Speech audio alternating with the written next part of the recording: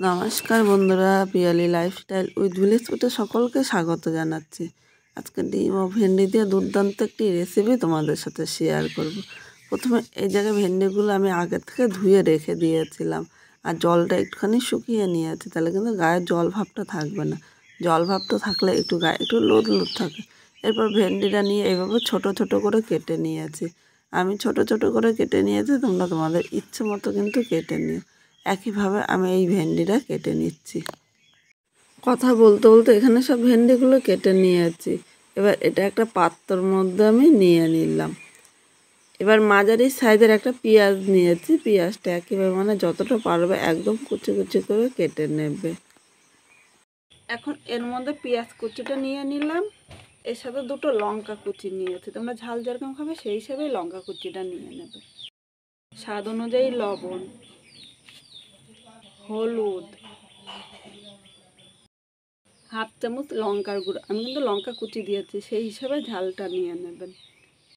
এবার এখানে একটা ডিম ফাটিয়ে নিয়েছি, ডিমটা এর মধ্যে নিয়ে নিলাম। এখন সব কিছু একবার হাত দিয়ে এইভাবে মেখে নেব। যখন আমাদের কোনো কিছু রান্না করতে ইচ্ছে করে না, তখন কিন্তু এইভাবে শর্টকাটে একটা রান্না করে নিতে পারো।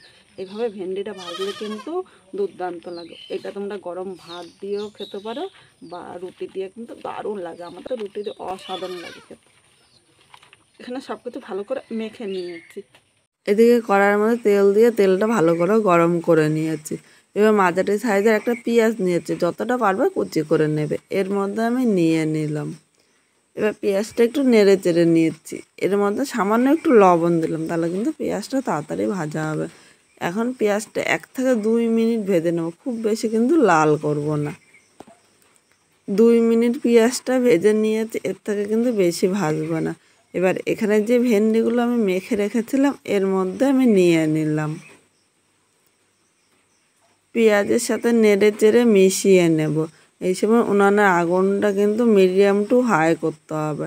আর একদম লোয়ে রাখলে তাহলে ভেন্ডির লোদ লোদ ভাবটা কিন্তু আরও বেশি থাকবে। তাই আগুনটা কিন্তু মিডিয়াম টু হাই করতে হবে। আর এইভাবে ভাজলে ভেন্ডির লোদ ভাবটা কিন্তু খুব তাড়াতাড়ি চলে যাবে।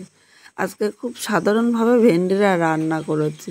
আমরা তো প্রতিদিন একই রকম ভাজা খাই, একই রকম ভাজা না খেয়ে একটু অন্যরকমভাবে কিন্তু ভাজা করে দেখতে পারেন।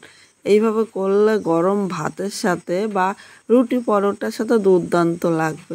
আমি কালকে রাতে একবার করেছিলাম, রুটির সাথে কিন্তু দারুণ লেগেছিলো। তাই ভাবলাম এটা তোমাদের সাথেও শেয়ার করি।